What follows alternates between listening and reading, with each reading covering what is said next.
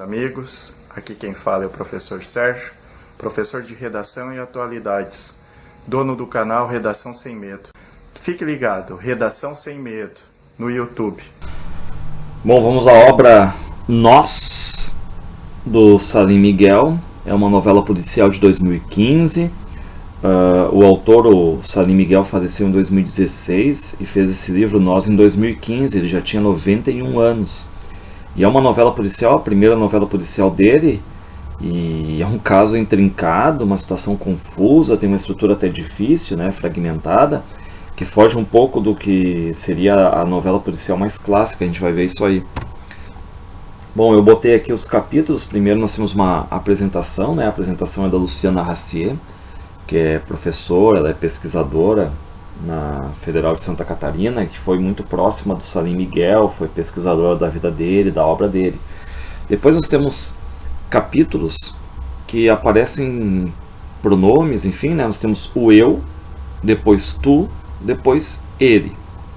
Aí vem um outro, ele, ninguém, nós e o apêndice. Ou seja, uma estrutura que foge um pouco da estrutura tradicional da novela policial. Bom, vamos começar aqui no capítulo eu. O narrador, lembrando, né, o eu é o narrador e o nome é o pronome mesmo, eu. Ele está numa mata virgem e tem um casebre ali que está acolhendo ele, enfim. E ele diz que essa selva, esse lado selvagem fascina ele, mas ao mesmo tempo o intimida. Mas nós não sabemos que casebre é esse, onde está situado. E ali há a presença de muitas aves, tem muitos animais ao redor. Aí tem um papagaio, um periquito que vem ali interrogá-lo, né? Uma coisa meio, parece até com Macunaíma, né? E o eu, o personagem, não sabe como foi parar ali, se ele fugiu de alguma coisa, a situação não está esclarecida, se ele quis escapar de algum trauma. Tudo ali é indefinido, né? A gente sabe que ele veio do Pará. Então ele diz, fugir, quis me acautelar, escapar de um trauma, tudo é indefinido. Aí ele senta numa cadeira e tal, ao mesmo tempo sou eu e não sou eu, outros seres me povoam. Então é importante aqui porque também é um personagem que vai basicamente, parece que vai se multiplicar ali, uma coisa que lembra assim um pouco a Sônia, lá do Valsa número 6, também lembra um pouco assim a Lucila, né? Enfim. Daí ele olha para a janela, tal, não vê nada, diz que o casebre de madeira não chega a ter 40 metros, enfim, né? Ele vai dizer, tem sala, quarto, banheiro, cozinha. Na sala um sofá-cama, pequena mesa, 3 cadeiras, um armário, uma estante, 2 gravuras, Goeu de Carlos Scliar e uma única fotografia na parede lateral ao lado esquerdo, inidentificável. Na estante 2 revistas antigas, Mistério Magazine e Novela, uns 15 livros, todos muito manuseados. Então, interessante que as gravuras, né, do Goeu, de expressionista, inclusive caiu uma questão desse artista plástico este ano no Enem, do Carlos Scliar, também artista plástico conhecido. E quanto aos livros, revistas, aí vemos a Mistério Magazine, que é detetivesca, e aí vai, continua a descrever o casebre internamente, e ele não sabe porque fica olhando, enfim, reolhando tudo, né, talvez para forçar a memória, trabalhar a memória. Certo? Por quê? Porque ele não está conseguindo entender o que ele está fazendo ali, ele não sabe se ele fugiu, se ele se acautelou, se ele está se escapando de um trauma, tudo nele é indefinido, outros seres povoando esse narrador aí, né? O passado conflituoso me aflige, o futuro insondável me aquieta, e o presente me pergunto, ora, o presente já passou. Ou seja, características dele, né, tá numa mata virgem, tem papagaio, periquito, sou eu e não sou eu, outros seres me povoam, com revistas de mistério, gravuras, tá confuso, enfim, nada esclarecedor aqui por enquanto, né? Bom, daí nós entramos num personagem chamado tu, e os verbos também estão na segunda pessoa do singular, da conjugação, enfim, ele está numa sala moderna, com ar-condicionado, aí vai pro banho, enfim. O autor aqui, o Salim Miguel, também usa em vários momentos períodos longos, só com vírgulas, né? Quase uma página inteira, sem ponto final. Bem, a questão dessa pontuação moderna, né? Dos autores contemporâneos. Aí ele sai do banho e tal, e vê o apartamento todo bonito, 2 quadros, só que agora o quadro é do Di Cavalcanti, outro do Martinho de Ar, um artista plástico catarinense. E aí vem toda a descrição do apartamento, várias revistas citadas, entre elas a Nova, que estava lá no meio da floresta também, né, que já apareceu antes lá no capítulo Eu. Tem também BBB, Carta Capital, Caros Amigos. Os livros, eles não estão pelo título, né, não seguem uma ordem. E aí ele vê que na prateleira acima só tem autores policiais, entre eles o Edgar Allan Poe, que depois vai ser importante, né? Também discos de música brasileira e tal. Pensas, ao verbo ali, pensas, tu pensas. Porque aceitei o convite, meu salário não dá nem para pagar o condomínio, no entanto, não pago absolutamente nada, tenho tudo. Ou seja, alguém está bancando para ele ali, na verdade, né? E ele acaba dizendo que trocou a pensãozinha onde morava por aquele apartamento lindo ali, né? Reparar, né, que o Tu ele tem alguma coisa próxima ao Eu, né? Enfim, quadros, as revistas citadas, autores policiais, enfim, né? Mas aí sabemos, né, que uma das palavras que o Salim Miguel vai usar é o acaso, certo? Que é o responsável por tudo isso, né? Porque o Tu estava na praia da Joaquina, enfim, vendo uma disputa de surf. E é a partir deste momento que o caso começa a te provocar. Alguém tropeça, cai e geme. E aí essa pessoa tem luxação no tornozelo, né? Aí essa pessoa senta ao lado do Tu, começa a conversar sobre a ira e tudo mais, há uma pausa entre eles, uma conversa do Tu com você. O Você, né, que é um personagem que não tem capítulo, mas está aparecendo aqui, né, o Você. Ele puxa um baseado, fala sobre drogas, tudo que ele experimentou. Aí ele convida o Tu para ir para um bar, eles vão para um bar. E aí depois ele diz que leva o Tu para casa numa carona, mas o Tu diz que tem moto, não precisa, enfim, né? A conversa no bar vai fluindo, cada um vai falando um pouquinho de si. Pedem uns petiscos, emendam um papo que se prolonga, agora sim, conversa flui, cada um fala um pouco de si, do que faz ou não faz, e antes de se despedirem, ou você te dá um cartão, você dá um cartão pro Tu, certo? Aí agradece ajuda, enfim, pede para ir lá conhecer a terra dele, a gente não sabe que terra é essa, porque todos os personagens vêm de lugares diferentes, estão em Brasília, basicamente. Se despedem, e outra vez o acaso, agora os casos e os acontecimentos se aceleram e se sucedem. Sempre gostaste não de ler, mas de livros, manuseá-los, cheirá-los. Então a gente vê que este personagem, o Tu, ele gosta muito de manusear esses livros todos, enfim, né? Gosta de cheirar, enfim, os livros que chegam recém da fábrica, digamos, né? Ele adora cheirar o cheiro do livro novo, mas também gosta do cheiro dos velhos, né? Enfim, as primeiras edições, e tanto é que ele ia nas livrarias cheirar os novos e ia nos sebos cheirar, digamos, os velhos, né? Ele é nativo ali da ilha de Florianópolis. E aí ele passa por uma livraria e o dono da livraria está na frente, lendo romance policial de novo, né? Aquelas questões todas da novela policial aparecendo. O Salim aqui fazendo uma grande homenagem a esses grandes autores aqui da novela policial. E aí o Tu entra e fica bisbilhotando os livros, enfim, como ele gosta de fazer, né? E no momento que ele termina de bisbilhotar, o dono também termina de ler uma novela policial.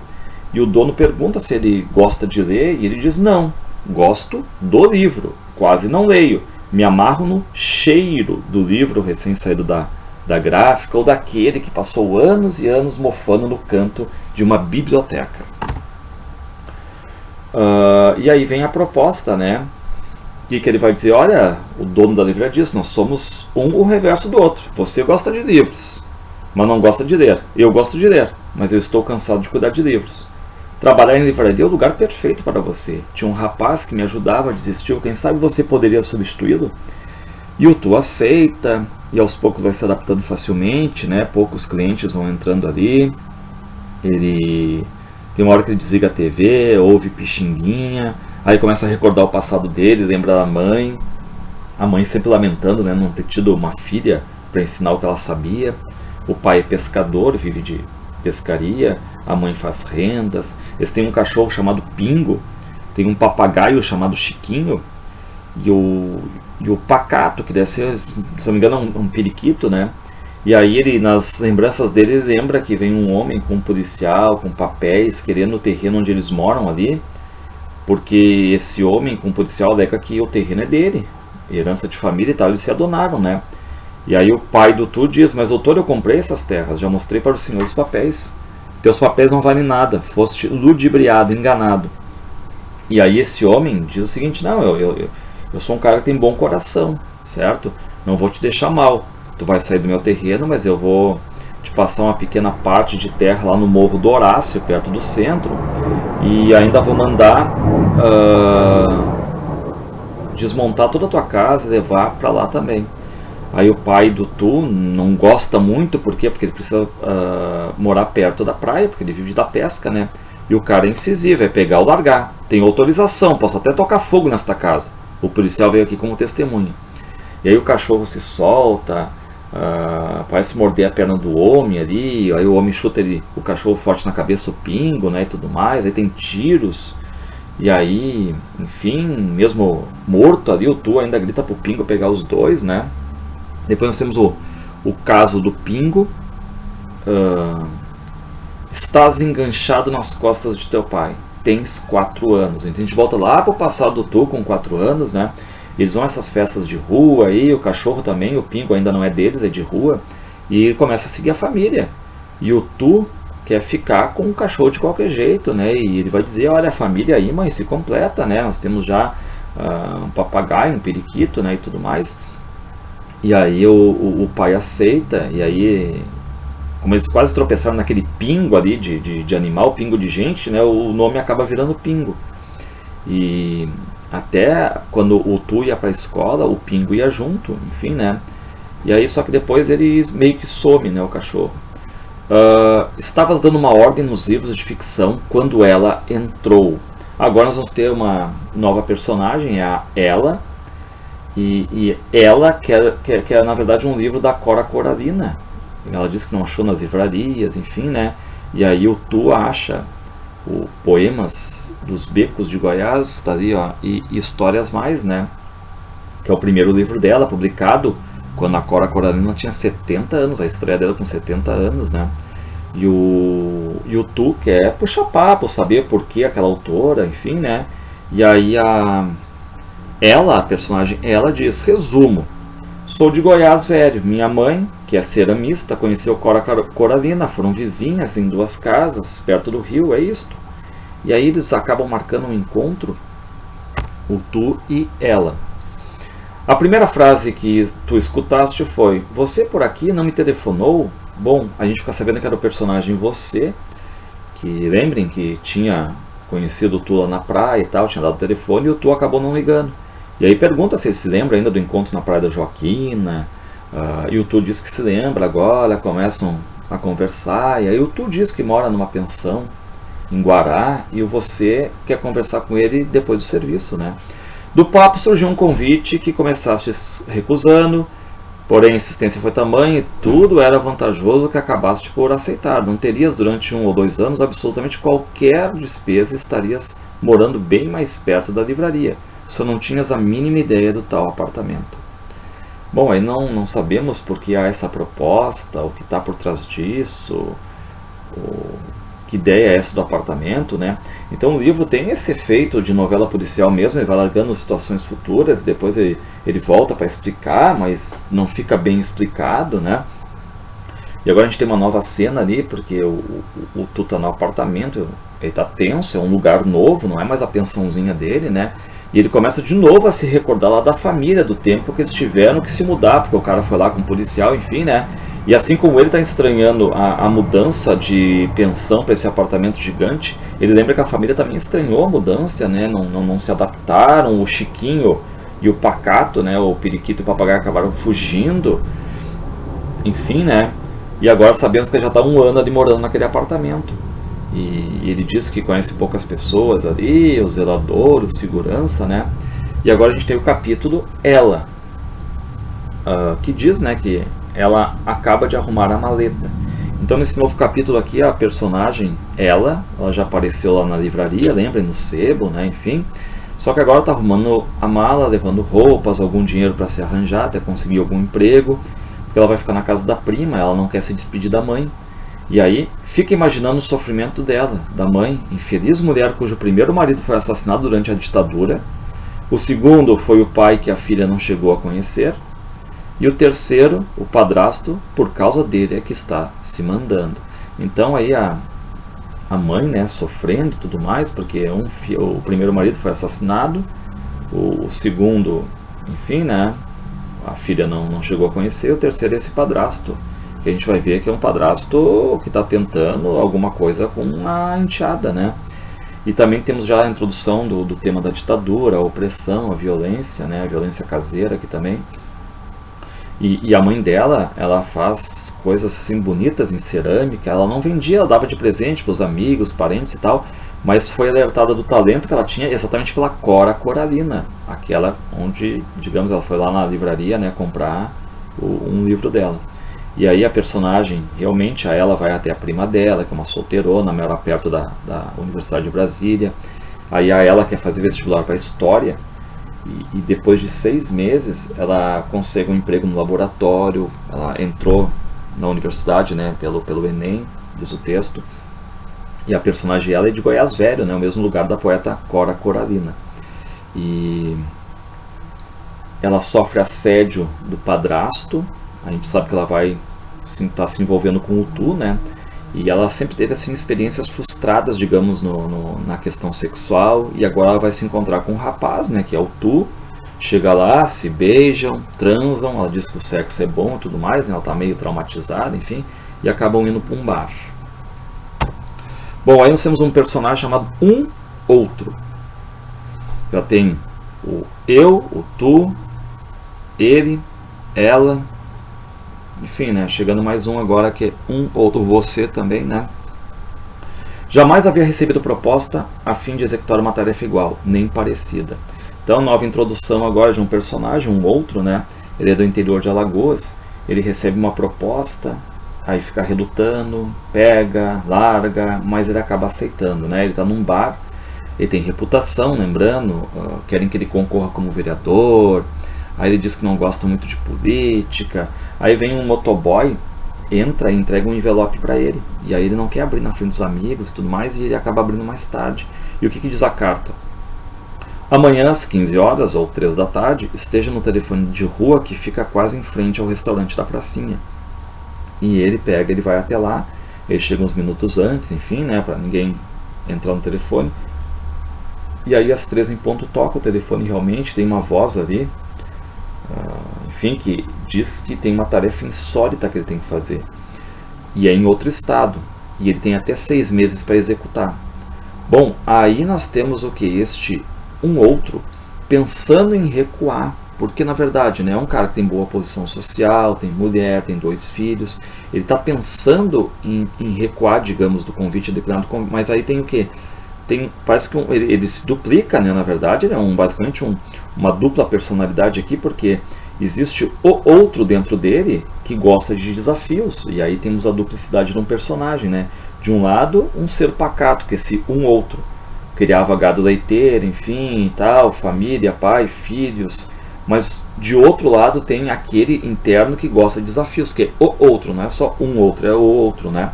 Gostava do que fazia, do tom misterioso do que fazia. Gostava de encontrar depois os órgãos de comunicação, querendo saber quem fizer aquilo e por quê. Por quê? Porque esse o outro, na verdade, ele é um assassino de aluguel. Então o que ele faz? Ele vai lá, mata por encomenda, enfim, né? E fica, digamos, se deliciando depois de ficar ouvindo as notícias e tudo mais, né? Não conseguindo encontrar o assassino. E aí no telefone de novo, né, quem está fazendo a proposta diz que eles jamais voltarão a se falar. Ou seja, está dado aqui o trabalho, está dada a missão, ele vai saber o resultado apenas pelos meios de comunicação, saber que a pessoa foi assassinada, né? E o pagamento já vai sair uma semana depois, bem pago, muita grana, que vai fazer com que ele, né, possa até viver 6 meses, acaba se deslocando, né? E aí o outro, né, ele chega em casa, aí já não é mais um outro, já é o outro, né, aquela dupla personalidade dele, já chega em casa, já mente para a mulher, diz que recebeu uma proposta de pesquisa em outra cidade, que pode durar até 6 meses, a mulher fica um pouco preocupada, mas ela pensa, pô, ele sempre faz isso, sempre volta e tal, né? O que dá a entender realmente, né, que ele é um matador de aluguel. Então, ele arruma tudo na outra cidade, vira basicamente agora não um outro, mas o outro, o matador. Ele vai para uma cidade, né? Enfim, e essa dupla identidade dele. Não tinha ideia precisa de como começar. A informação fora vaga. Ela tem mais ou menos 1,70 m de altura, pouco mais de 20 anos, pele morena, cabelos curtos. Devem existir muitas por aí, ele pensou, né? Porém, há um sinal identificador, na mão esquerda, bem visível. Lhe faltam 2 dedos. E tem pequena marca, como se fosse um corte bem perto do olho esquerdo.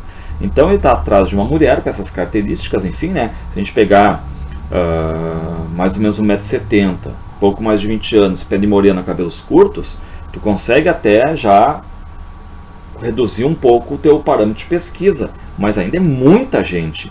E aí o que ele pensa, né? Bom, agora tem o seguinte, ó, na mão esquerda, bem visível, faltam 2 dedos, e ainda tem um corte bem perto do olho esquerdo.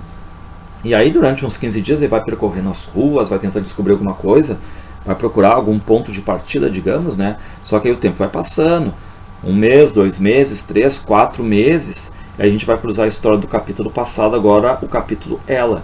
Porque esse o outro, o matador, ele está vendo um casal perto de um bar, e ela está num salto alto e tudo mais, né?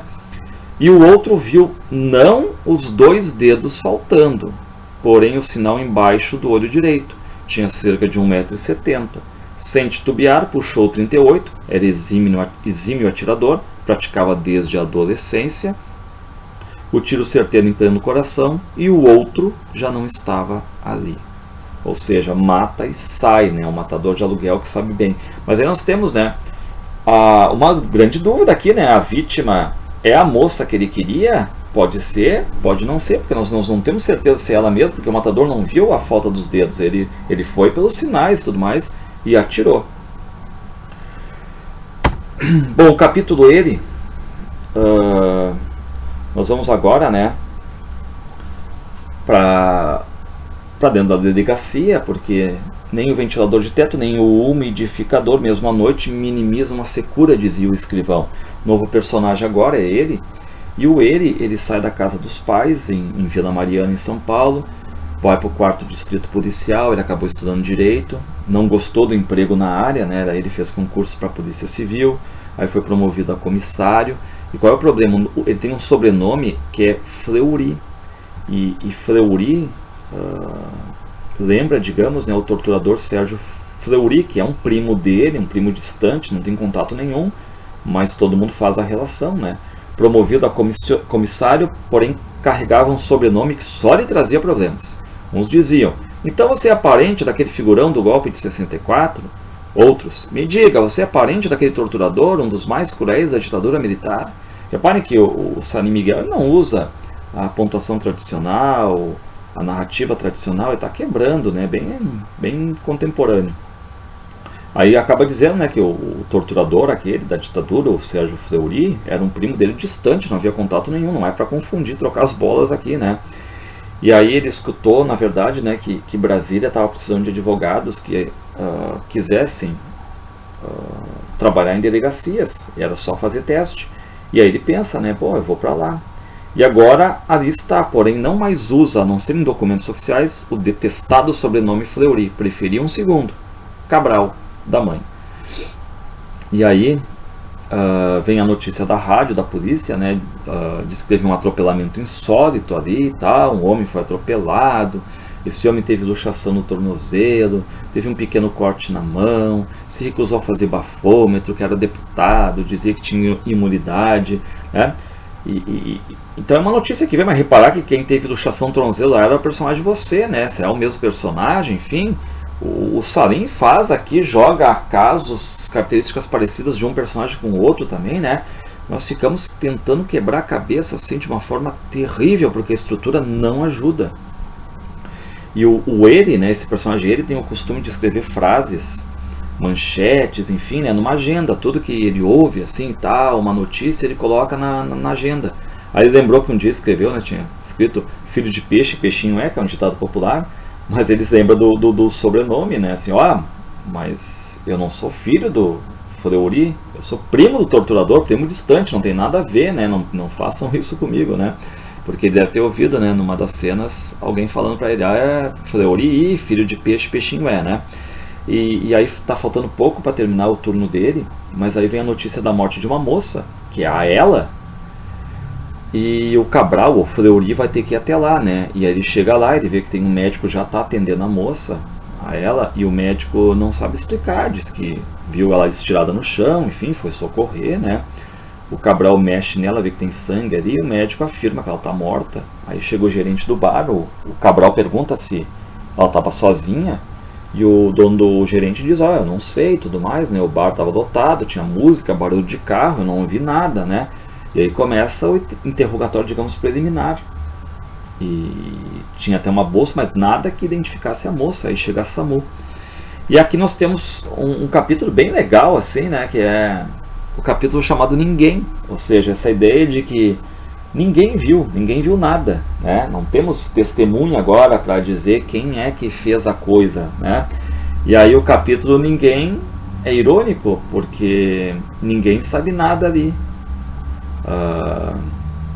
Surgem várias referências à palavra ninguém, e a primeira definição é do dicionário Aurélio, ó. Ninguém vem do latim, certo? Pronome indefinido, nenhuma pessoa, aí vem os exemplos, ninguém tinha ânimo para sair, ainda não chegou ninguém para a reunião, enfim, e ele vai brincando, né, com essa questão toda aí, turma do ninguém. Então, no capítulo Ninguém, né, a ausência do culpado pelo crime. A gente sabe que foi o outro, mas enfim, ninguém viu. Não sabemos também quem foi o mandante do crime. E aí depois da definição do dicionário vem a letra de um samba-canção do Antônio Maria, que também traz a palavra ninguém, né, que era se eu morresse amanhã de manhã. De que serve viver tantos anos sem amor, se viver é juntar desenganos de amor, se eu morresse amanhã de manhã não faria falta a ninguém. Eu seria um enterro qualquer, sem saudade, sem luto também. Ninguém telefona, ninguém me procura, ninguém.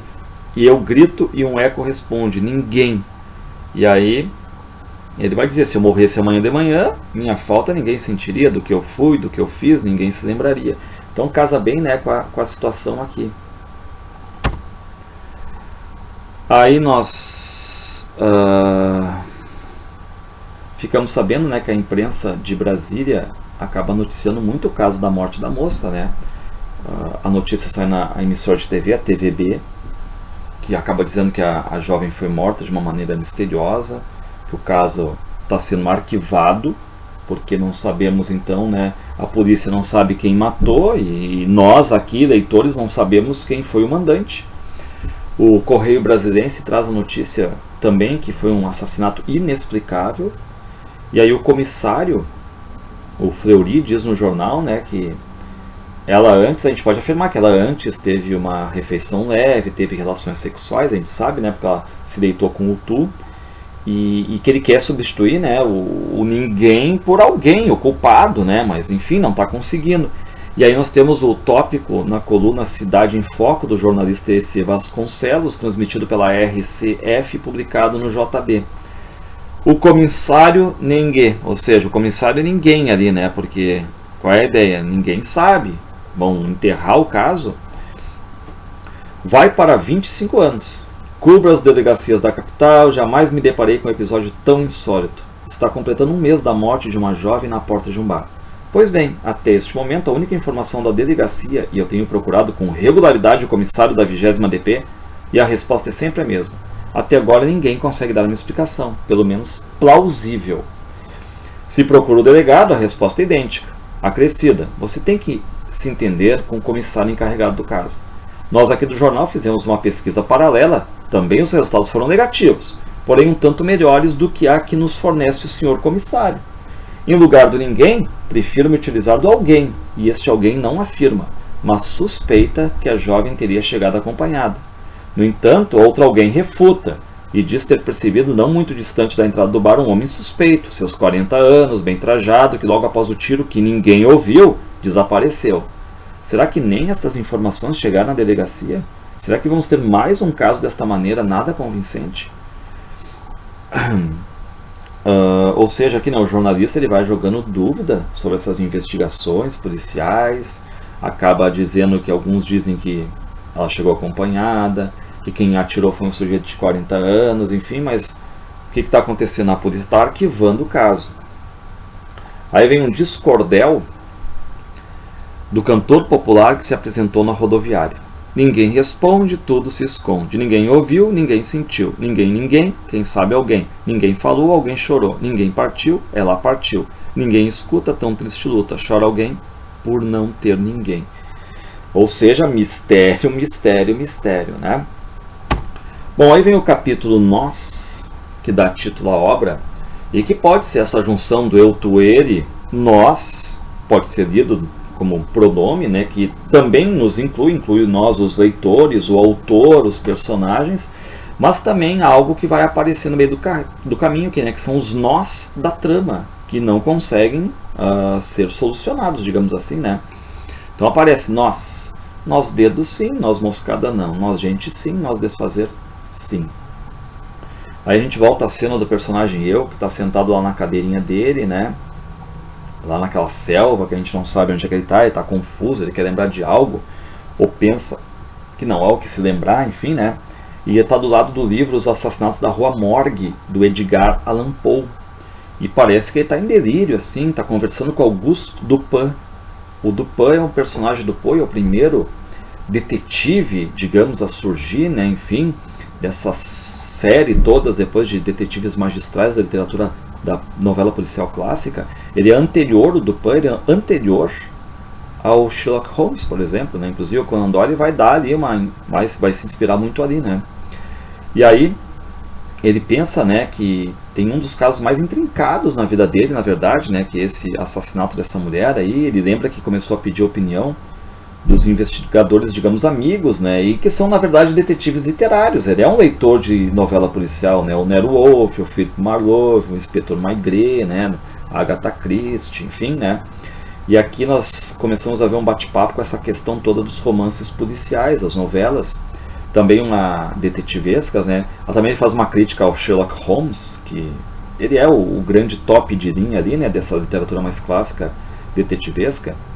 E critica o Holmes, né, e vai elogiando o Edgar Allan Poe com seu Auguste Dupin, que na verdade, lembrando, o Poe foi o criador dos detetives, né, anterior a Sherlock, e que ele quer saber quem é que tem o melhor método de interrogação, enfim, né, para ele poder usar esses métodos de interrogação. Ele está se inspirando basicamente nesses detetives clássicos para fazer o seu interrogatório, né.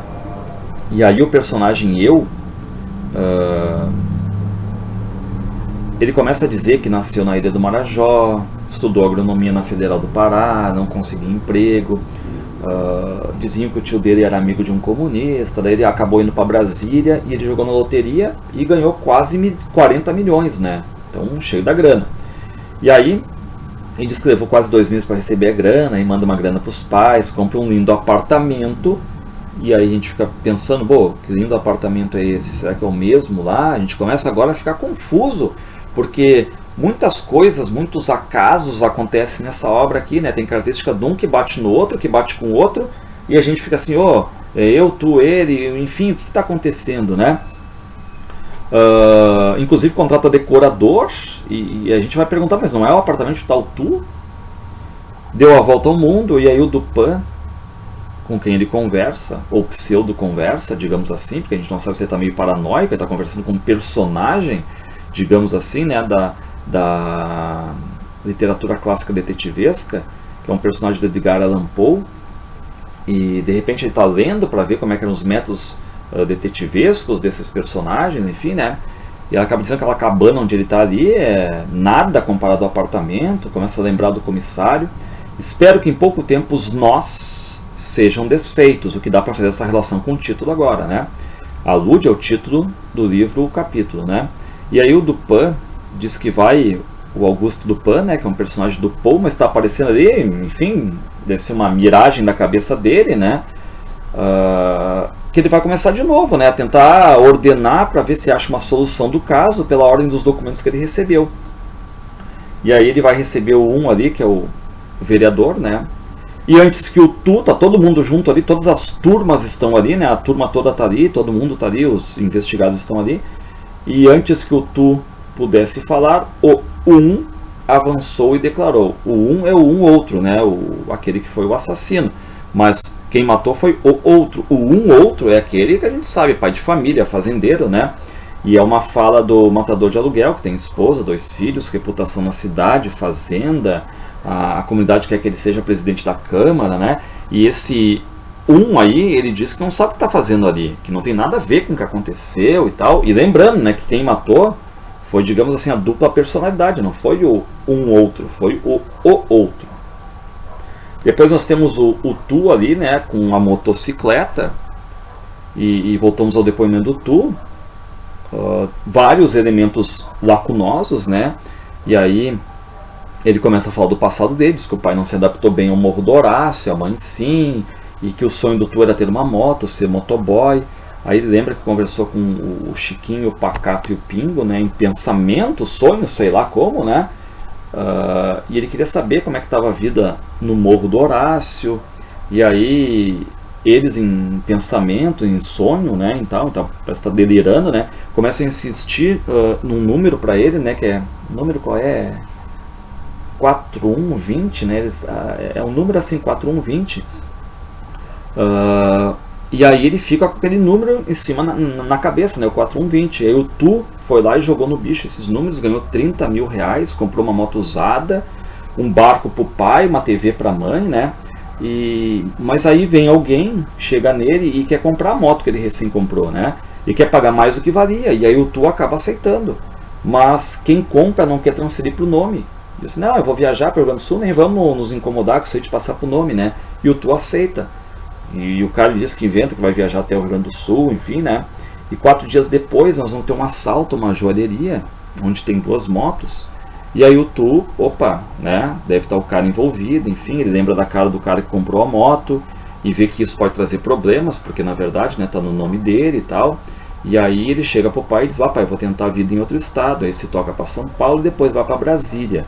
E aí ficamos sabendo, né, porque o rapaz aquele com a moça na hora do tiro, que é o Tu, fugiu. Por que ele não tá ali com a moça e tudo mais, né? E ele acaba agora nos revelando. Ele diz, eu tava com medo e tal, porque, enfim, poderia ter sido um namorado ciumento que atirou, poderia ter sido um parente, né? E, enfim, se ele ficasse ali, iam descobrir de onde é que ele veio, e a questão do assalto à joalheria viria à tona e tal, né? Então ele fugiu. Bom, sabe como é, doutor? Eu tinha motivos para sumir. Se ficassem a descobrir de onde eu viera. Aquela história do assalto à joalheria, me mandar para lá, acabava ficando numa enrascada bruta. Ainda não está muito convincente, mas até prova em contrário, todos são inocentes. Vamos ver o que ela tem a dizer. Bom, aí ela vai falar sobre o padrasto, enfim, ela diz que chegou um dia em casa e viu a mãe chorando, o padrasto tinha batido nela, na mãe, né, queria dinheiro, e aí a mãe, em relações sexuais também, enfim, né, ela acaba chamando o nome do ex e tal, e aí dá esse estresse, enfim, na família, né, e tal, e a ela não quer contar pra mãe que o padrasto quer agarrar ela, por isso ela se trancava no quarto, e ela viu que cedo ou tarde, um dia me arrebenta a porta, ela vai lá e foge. Então a gente sabe que ela está fugindo. Já sabia que estava fugindo pelo padrasto, né? Agora está explicado, né? E ela sabe que a mãe nunca ia abandonar, digamos, o vagabundo esse aí, né? Aí nós temos o outro, que é o assassino. E o assassino confessa, ele vai dizer, olha, eu sou um profissional competente. Jamais deixei de cumprir um contrato, por mais difícil que fosse. Eu estava perdido naquela capital, Brasília, durante meses. Procurei encontrar alguém semelhante às insuficientes descrições que havia recebido. Não devem saber, no entanto, tenho vários informantes, todos confiáveis, mas nem sempre me transmitem o suficiente. Lamento, o feito não pode ser desfeito. A jovem era mais aproximada da descrição que eu recebera. Repare que ele não tem certeza se era ou não a vítima que ele queria matar, as características estão batendo, enfim, né? E perguntou se ele viu os dedos, daí ele responde, o tempo se acabava, era pegar ou largar. Peguei, repito, lamento, o feito não pode ser desfeito. Bom, aí a gente vai no ele, que é o Fleury ou Cabral, né, o comissário, e ele diz que, enfim, né, eu destaquei 2 investigadores, mas enfim, passei, digamos, para a bomba na mão de outros 2, nada foi descoberto, E quem são esses dois investigadores, né? Será o eu? O Fleury é o eu, né? Enfim, bom, resumo, encerrar o caso encerrado, corpo enterrado como indigente. Bom, a gente está chegando aqui quase no final, né? E aí nós temos uma cena também, assim, que a gente não sabe de onde é que vem e tudo mais, vem da mata, né? Não estou morta, não estou morta, não estou, não. Tu podes explicar. Eu estava entrando, pisei em algo mole, esse salto alto que minha prima pedira que eu não usasse me fez escorregar, desabei ao comprido, foi só, não estou morta, não estou morta.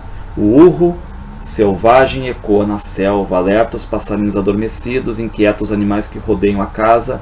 O que foi, o que foi, o que foi? Repete o papagaio curioso. Mas que papagaio é esse? Será que é lá o Chiquinho? Postado em um canto da mesa, atento a tudo que ocorre na sala. Ou seja, narrativa difícil, ou, na verdade, o Salim Miguel está fazendo isso aí para confundir mesmo, na verdade, né? Está quebrando os parâmetros, digamos, da novela policial.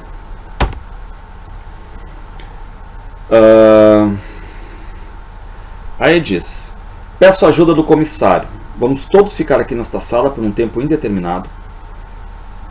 Pode ser um dia, uma semana, um mês, um ano ou mais. Jamais perdi um caso. Sou implacável. Basta perguntar ao Edgar Allan, meu companheiro e orientador.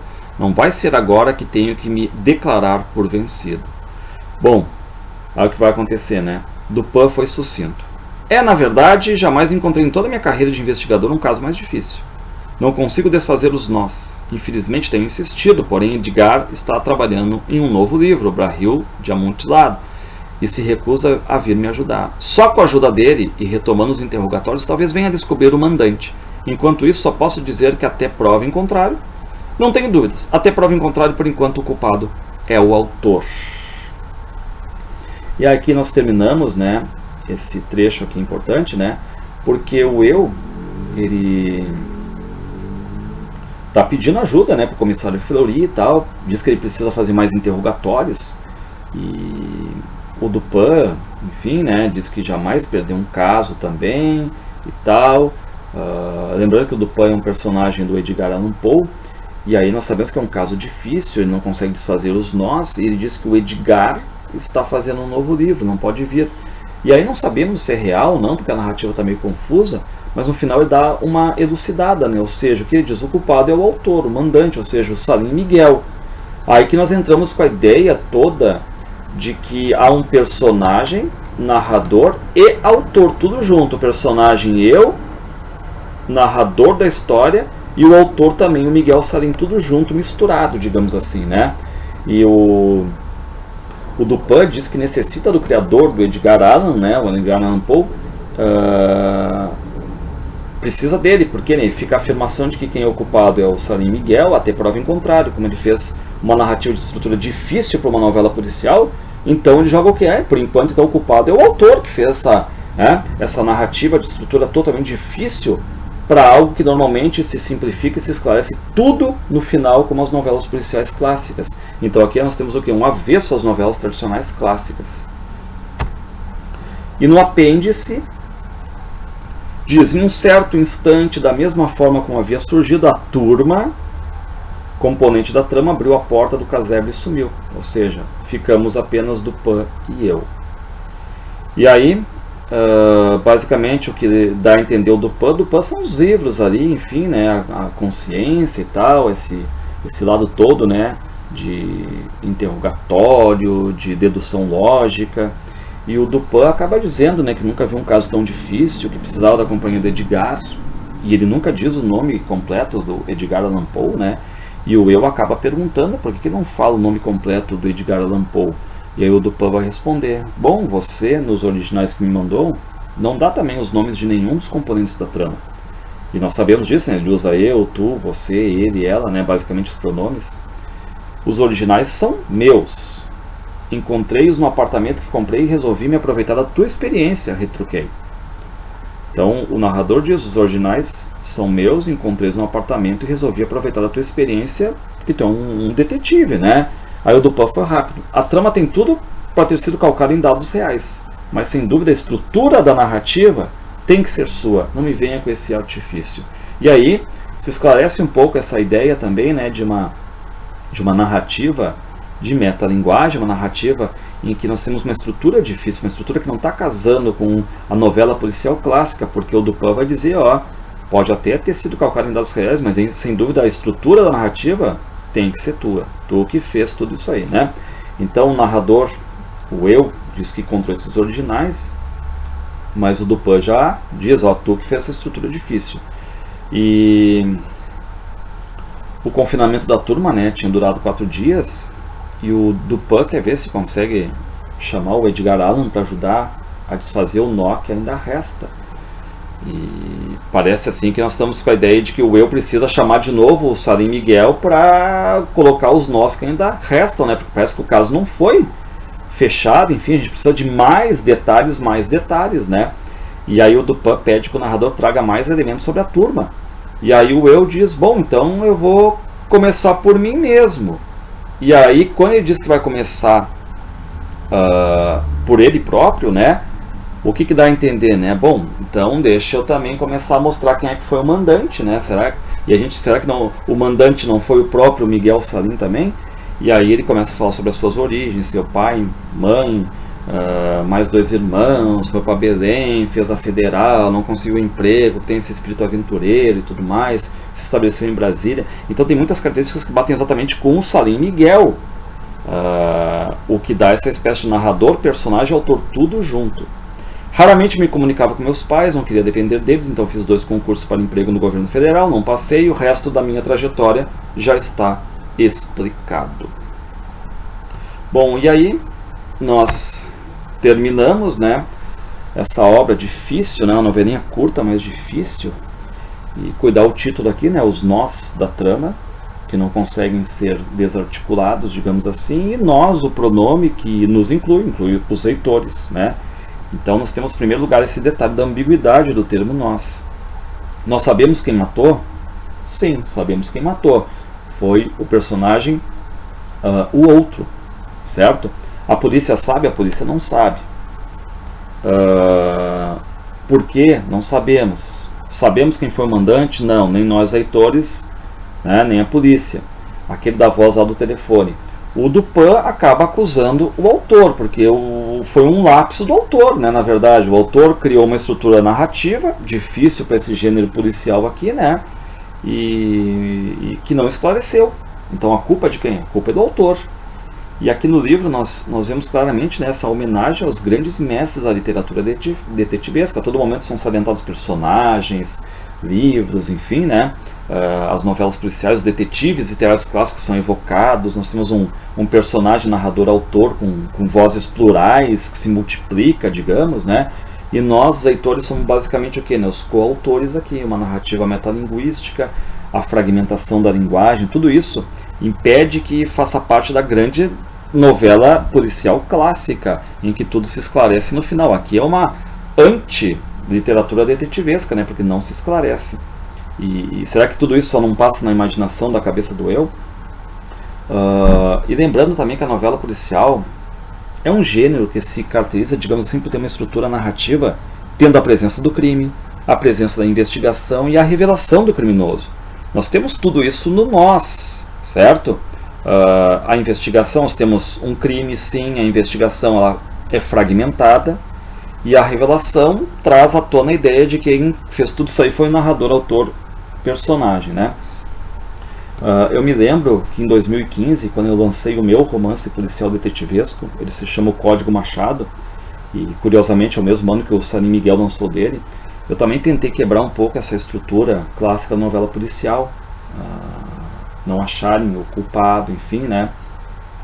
E acho que todos os autores modernos hoje em dia tentam isso, quebrar um pouco esse lado clássico da novela, porque muita coisa entrou, né? Se a gente for levar em consideração, assim, fazer hoje uma novela detetivesca, hoje tu tem que colocar, obviamente, a pesquisa em redes sociais e tal, o que tempos idos passados não existia. Hoje tu tem aí CSI, por exemplo, né? Então tudo é esclarecido cientificamente, e câmeras que filmam tudo 24 horas, onde a gente vai, ruas. Então hoje, para fazer um romance, uma novela policial, tu tem que ter esses cuidados todos, né? Porque hoje estamos vigiados, né? Tudo, os nossos passos todos, né? Sai daqui de um condomínio, por exemplo, tem uma câmera dizendo a hora que tu saiu, a hora que tu chegou. Então, tem câmera, tem elevador, né? Então, o que aconteceu? Os autores hoje em dia tentam não focar muito isso, a novela policial mais clássica, porque tá mais difícil de fazer, enfim, né? E focalizam mais na forma, como fez o Miguel Sarin aqui. Porque a estrutura clássica, ela pede que todas as provas fiquem à vista dos leitores, ou seja, o autor tem que ser capaz de travar uma batalha intelectual com o leitor. E o culpado, o mandante, né, deve ser encontrado mediante essas deduções lógicas. E nós tentamos fazer essas deduções lógicas aqui, né, na novela policial Nós, e não chegamos à conclusão, certo? Então, basicamente, está fazendo o quê? Está jogando sujo com o leitor, né? Enfim, novelinha intrincada, hein? Essa do Salim Miguel aí, mais legal de ler. Valeu!